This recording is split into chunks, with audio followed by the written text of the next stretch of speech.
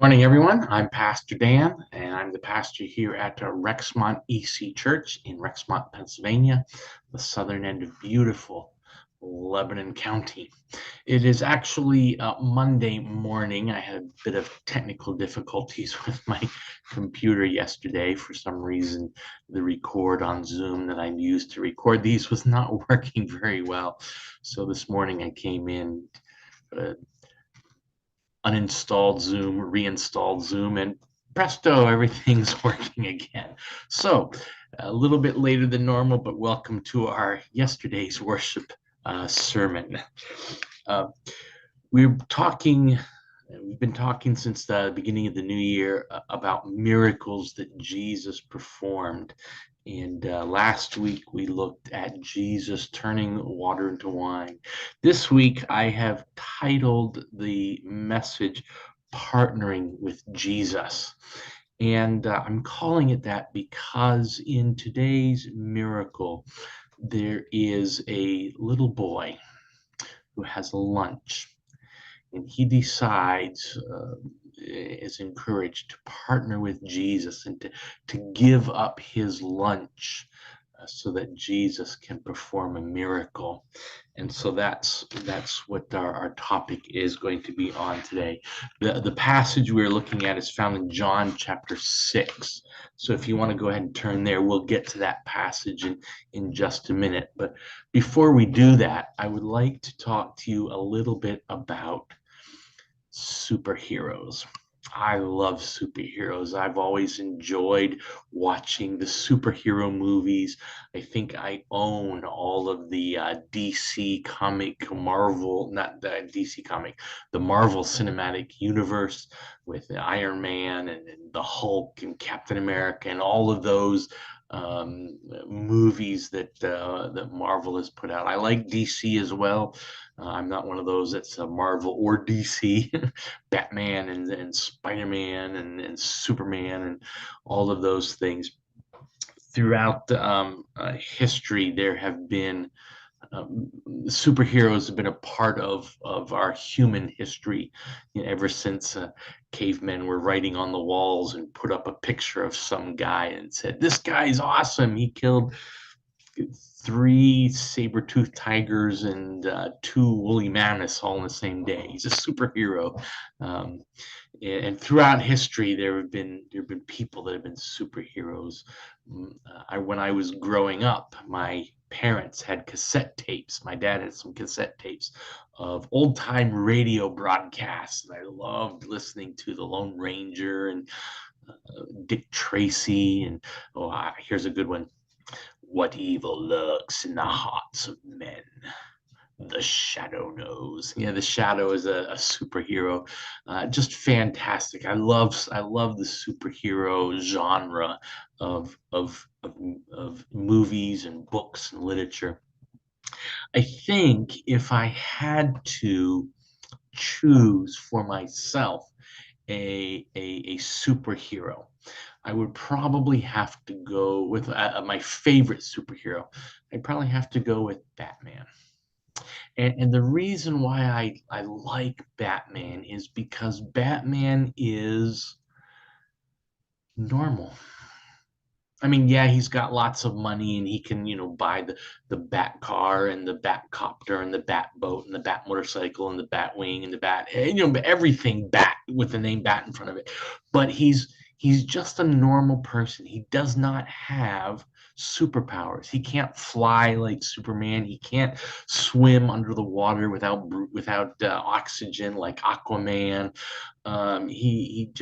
He's a normal everyday kind of person, rich but normal everyday kind of person, and he's a superhero. And I think that gives me hope that maybe without the money, I also could be a superhero. Because if Batman can do it and he doesn't have any superpowers, I don't have any superpowers, maybe I could be a superhero too. Every generation has its heroes whose stories are told through movies or the print or just sitting around the campfire at night. You tell these stories. And why do we love superheroes? I think it's more than just the entertainment. There's something deeper going on when we think about superheroes. Grant Morrison is a writer, and he wrote in Relevant magazine, he wrote, superheroes deal with the interior elements of humanity. They are colorful incarnations of the human soul. In this way, we put our hopes, fears, dreams, emotions, and all the unspeakable facets of human nature into physical form and loose them in a fantastical world to see what we may learn from them. In other words, our heroes teach us not only about our deepest longings, but also lessons of life and faith, which can guide our lives. And our scripture today is about a hero, a little boy hero, and this and his partnering with Jesus to help Jesus perform this miracle. This miracle today is the only miracle of Jesus that is found in all four Gospels, which means it's probably one of the most significant miracles in the early church. Last week, we talked about the Gospel John and how John only has 7 miracles in his gospel. And he doesn't even call them miracles, he calls them signs because they point to something that's important for us to know. And this miracle is one of the signs in John's gospel. What is it that we are supposed to know in regards to this miracle? Well, here's the setting of the miracle. The setting is that Jesus has crossed over the Sea of Galilee to the other side by boat. He's gotten into a boat with his disciples.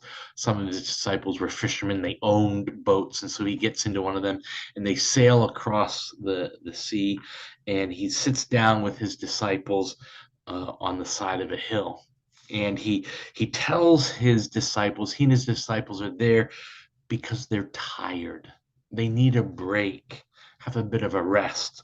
They've been doing a lot of ministry, a lot of teaching, a lot of healing, and they're all very, very tired. But as we know, there is no rest for the weary. Far off in the distance, they see a crowd coming around the side of the Sea of Galilee, and they're following Jesus on foot as he is crossing on the boat. And even though they need a break, Jesus sees another opportunity for a teaching ministry. There were about 5,000 gathered that day, and the Bible really specifies in all of the Gospels that these 5,000 were male. And Matthew then adds in, when he writes about this miracle, he says, and he further emphasizes this point, he says, besides the women and children. And so we know that it wasn't only just 5,000 males. Being a patriarchal society, they counted the males, but there was probably an equal number of females there, and probably a whole bunch of children. And so 1.8 children per person is what the current population is here in the States, where per family, sorry, 1.8 children per family. And so we can estimate, there might have been 15 to 20,000 people all gathered around Jesus on this hill. And what makes this hero in our story, this young boy, very unique, I think, is that he is one of the youngest of the heroes. Let's turn in our Bibles and read the passage today, John chapter 6, verses 1 through 15. If you would like to follow along, I'll read it. John chapter 6, verses 1 through 15. Sometime after this, Jesus crossed to the far shore of the Sea of Galilee, that is the Sea of Tiberias. And a great crowd of people followed him because they saw the signs he had performed by healing the sick. Then Jesus went up on a mountainside and sat down with his disciples. The Jewish Passover festival was near. When Jesus looked up and saw a great crowd coming towards him, he says to Philip, "Where shall we buy bread for these people to eat?" He asked this only to test him, for he already had in mind what he was going to do. Philip answered him, "It would take more than half a year's wages to buy enough bread for each one to have a bite." Another of his disciples, Andrew, Simon Peter's brother, spoke up. "Here's a boy with 5 small barley loaves and, ooh, I lost my place, and 2 small fish. But how far will it go among so many?" Jesus said, "Have the people sit down." There was plenty of grass in that place, and they sat down. About 5,000 men were there. Jesus then took the loaves, gave thanks, and distributed to those who were seated as much as they had want. He did the same with the fish. When they had all had enough to eat, he said to his disciples, "Gather the pieces that are left over, let nothing be wasted." So they gathered them and filled 12 baskets with pieces of the 5 barley loaves left over by those who had eaten. After the people saw the sign Jesus performed, they began to say, "Surely this is the prophet who is to come into the world." Jesus, knowing they intended to come and make him king by force, withdrew again to a mountain by himself. I think this leads us to our first life lesson, faith lesson. And our faith lesson this morning, the first faith lesson, is that you are never too young or too old to be a hero.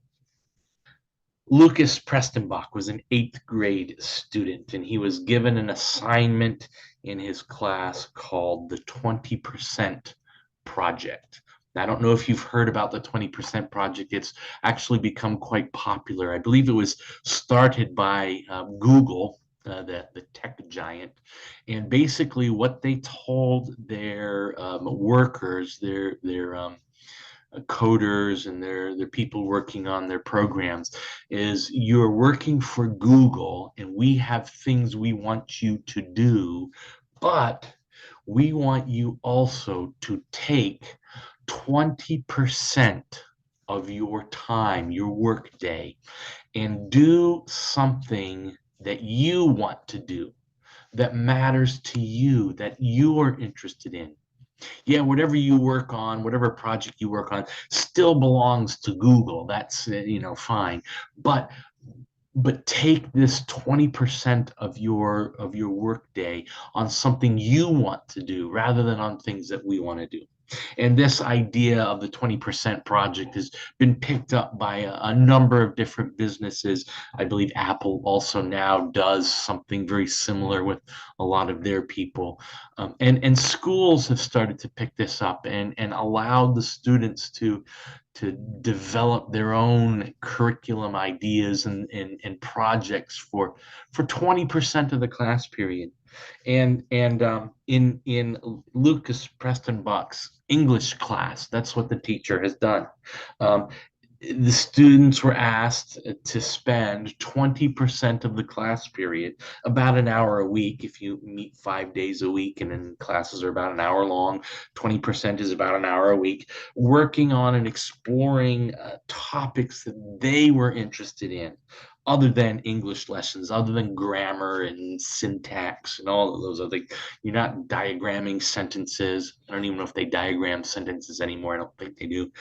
But something you're interested in. And Lucas thought about his 2 passions, and one of his passions was his love of humanitarian action, and his other passion, which I also have a passion for, eating. You got to eat. You might as well enjoy it. And Lucas decided to combine humanitarian action and eating, and he came up with a program to feed the homeless. He went to his church and asked for help, and the church board decided to go along with it, and they partnered with a local faith-based food kitchen, and a homeless shelter called House of Hope. And Lucas's project was to prepare hot lunches and to be served at the House of Hope to the homeless on 2 different days during the week. His local church wanted to call it Project Lucas. Lucas instead wanted it named Lunches of Love, based on 1 Corinthians 13:13. And now these three things remain: faith, hope, and love. And the greatest of these is love. He gathered volunteers from his church, and together they began touching lives in this homeless shelter.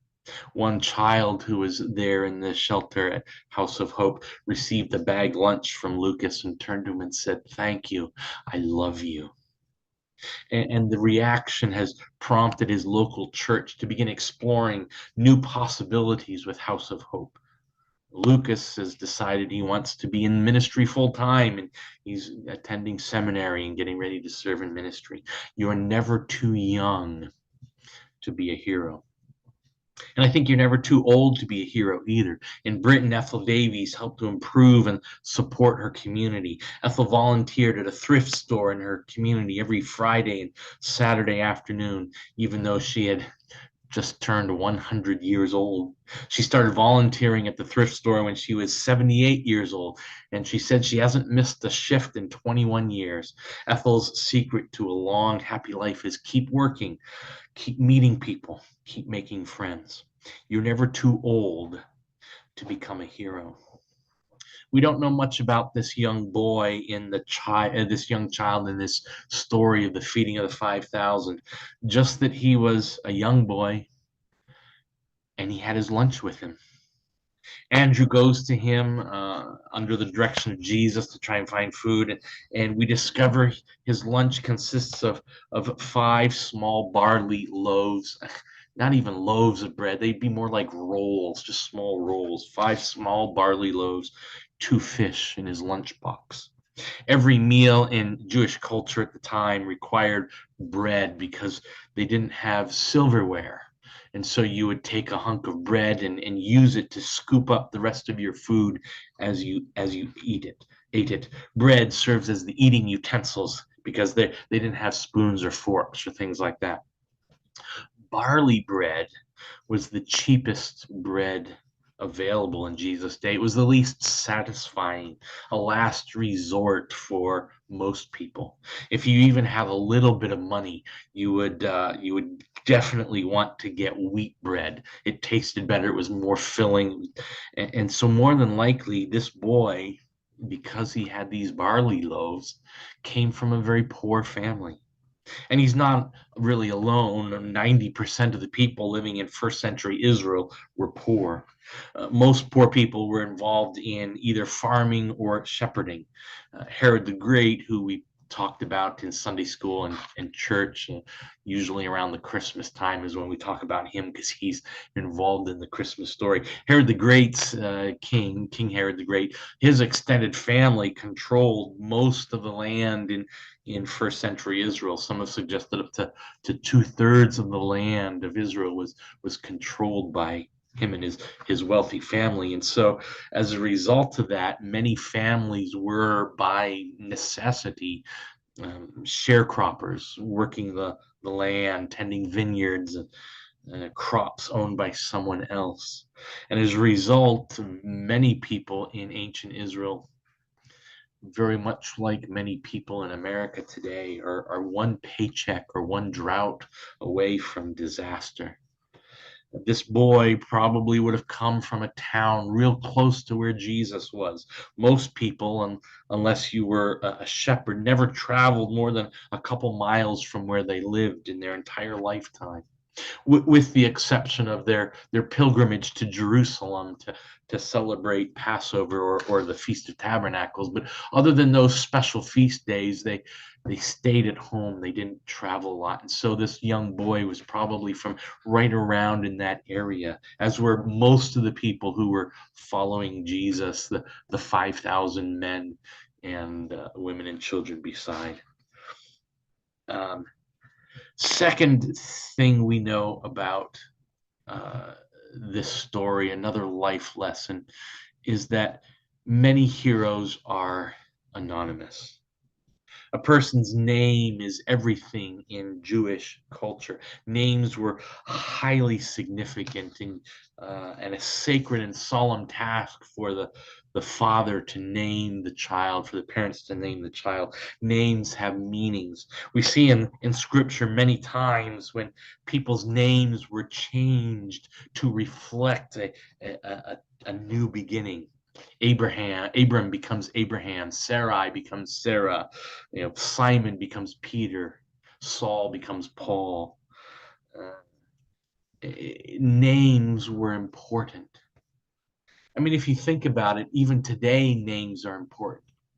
If I'm walking down the sidewalk out in front of the church and I see someone coming towards me that I don't know, what am I going to do? Well, I'll greet them. Hey, how you doing? Fine, wonderful. And then we pass like ships in the night. And within 15 seconds after going by that person, I don't even remember what they look like. I don't I don't know anything about them. I don't know their names, so I'm not invested in them. But if I'm out somewhere and I see someone from church, or I see someone I know, I say, "Hey, Phil, how you doing? Great to see you. How's the wife and kids? How's your parents doing? Man, it's great to catch up with you and see what's going on." I know his name. I know something about them. We have a relationship. Can you can you imagine in today's society walking down the street and seeing a complete stranger and going up to them and saying, "Hey, good to see you. How are your kids doing?" You know, you, you'd end up. Nah, it would not be good. Names are important. When you were born, your parents most likely gave you a name that is, even today, that is rich in meaning, a name that comes with a history and a legacy. My name is Daniel Edward Dixon. Well, Dixon, of course, my last name and family name. And that name goes back a couple, 150 years or so, came over from Copenhagen and married into a family that our family traces our line back to William Brewster on the Mayflower. He was chaplain on the Mayflower. So that Dixon name and then it is important. My first name, Daniel, and my parents wanted a book of the Bible, not a book of the Bible, a person in the Bible. God is my judge. That's what Daniel means, and it has important meaning. My middle name, Edward, is my grandfather's name, my mom's dad. And so my name, Daniel Edward Dixon, has a lot of history and a lot of meaning in it. Names are important. One of the expectations in ancient Israel was that you'd grow into your name. It becomes your destiny.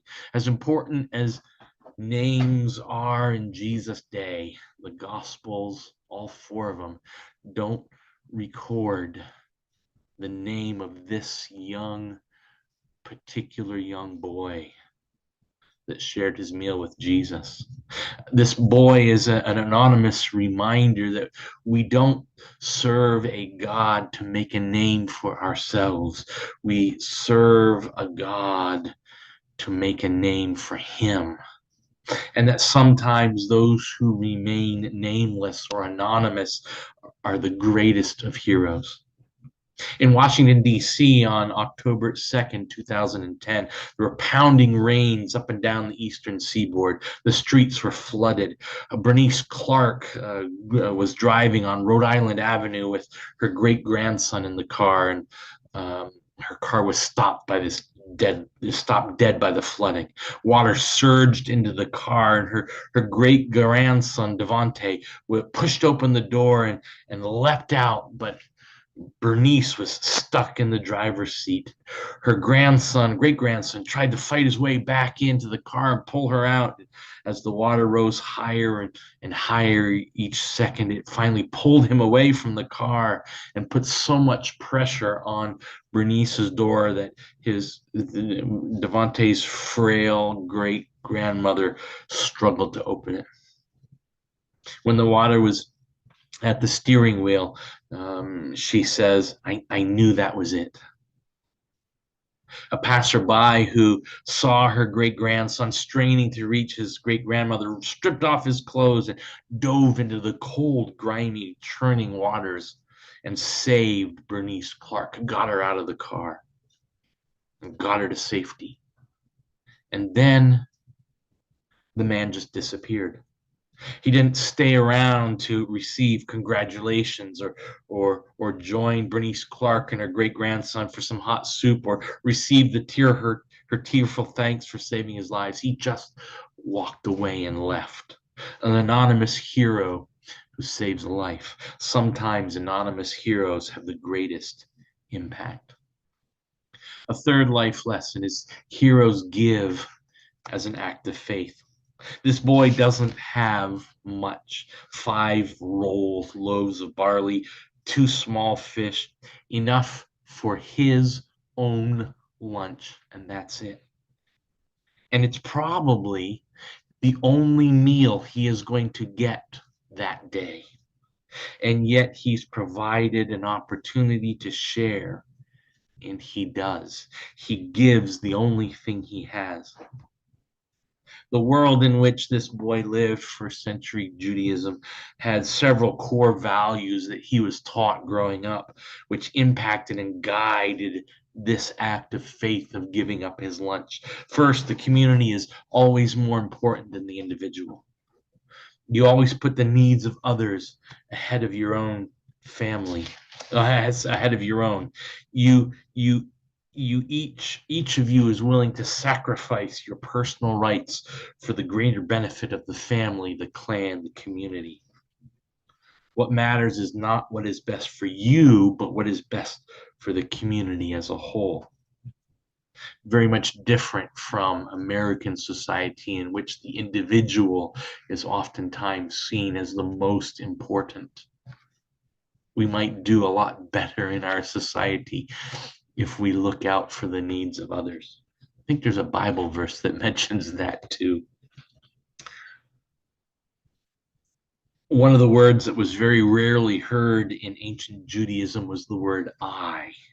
You always use the word we because it's a communal society. Heroes always focus on the greater good and place others first ahead of themselves.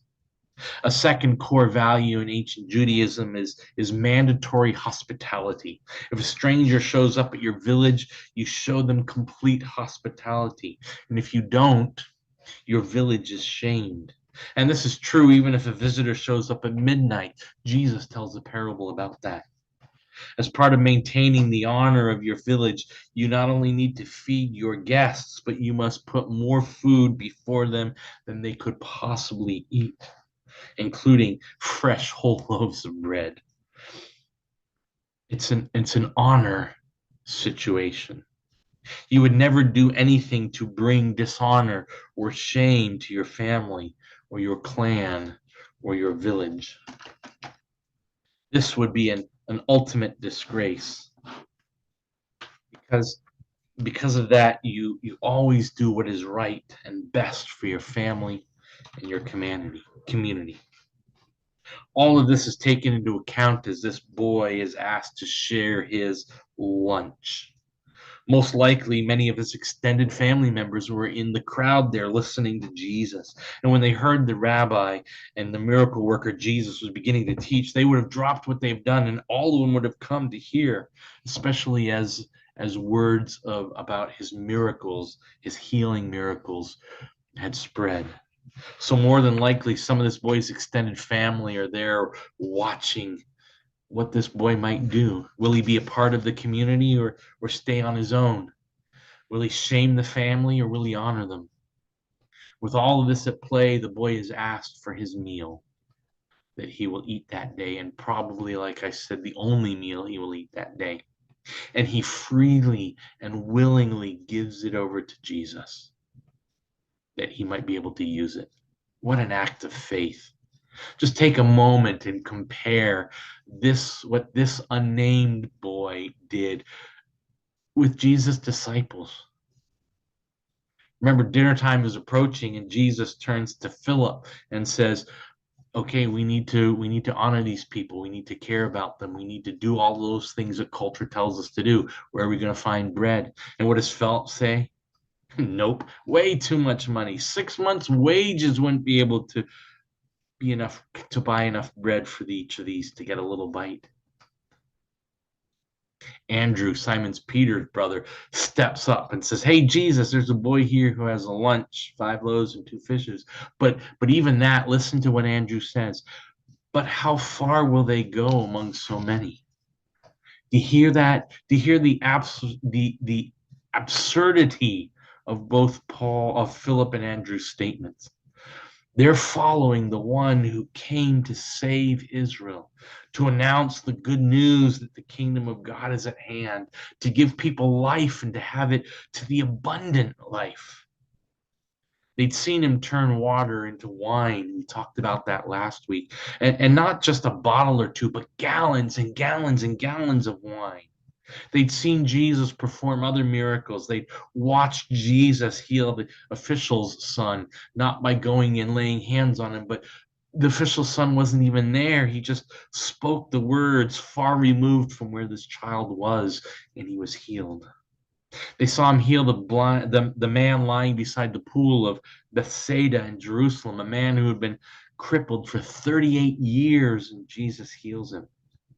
And after all of that, they still doubt that Jesus could take 5 loaves and 2 fishes and feed 5,000 men and their families. But not this child. He willingly gives what meager food he has and trusts Jesus will be able to do great things with it. Heroes give what they have as an act of faith. The last lesson I want to look at today is heroes surrender to God. God chose to use that young boy's gift. Jesus gets the and fishes and blesses them. And not only do the people eat, but it says they had as much as they wanted and were all satisfied. It was a good meal. Remember what Andrew said about the 5 small loaves of bread and fish? How far will they go? Well, far enough that everyone had everything they wanted. When we are willing to offer our lives sacrificially, relinquishing our hold on whatever God has given us, whether it be time or money or talents, whatever it is, God uses these ordinary things to be extraordinary. We must never believe that our resources are too little to serve God or to be used by God to do great things. God delights in taking a humble, seemingly insignificant child and using his insignificant gifts for his glory. But for that to happen, we must surrender what we have and who we are to God in order for God to work through us.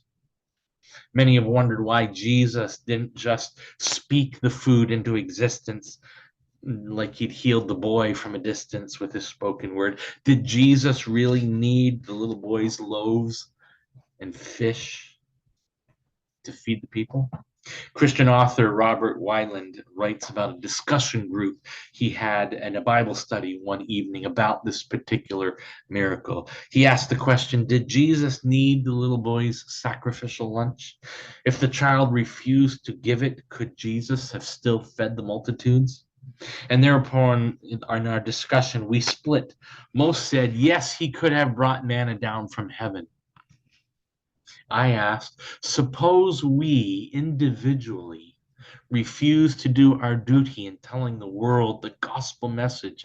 Can the Lord use someone else? Yes, was the immediate response. He'll use whoever he can. He'll use angels. They'll finish the work. To me, that sounded like a dangerous cop-out. Why bother to answer the Holy Spirit's convictions of duty?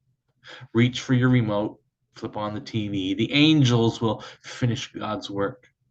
I maintain that the Lord Jesus needed that little boy's gift of his lunch. Yes, he could have brought down manna from heaven. He did that before, but he would not have done that any more than he would have changed the stones in the wilderness into bread that we read in Matthew chapter 4. And then he writes, I believe that little boy was tremendously important that day. Jesus really did need him to partner with, and he really needs you too today to partner with Jesus. God doesn't God doesn't need our help at all, but he has chosen to base his plan of salvation on the humble strategy of relying on feeble human beings like you and me. See, I think this gets to the core of the issue. Feeding the hungry is both an act of compassion and a demonstration of the presence of God's kingdom.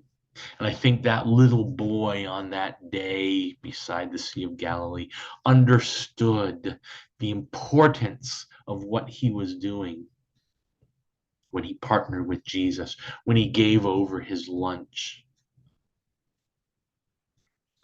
That little nameless boy who holds such a place of honor in this story.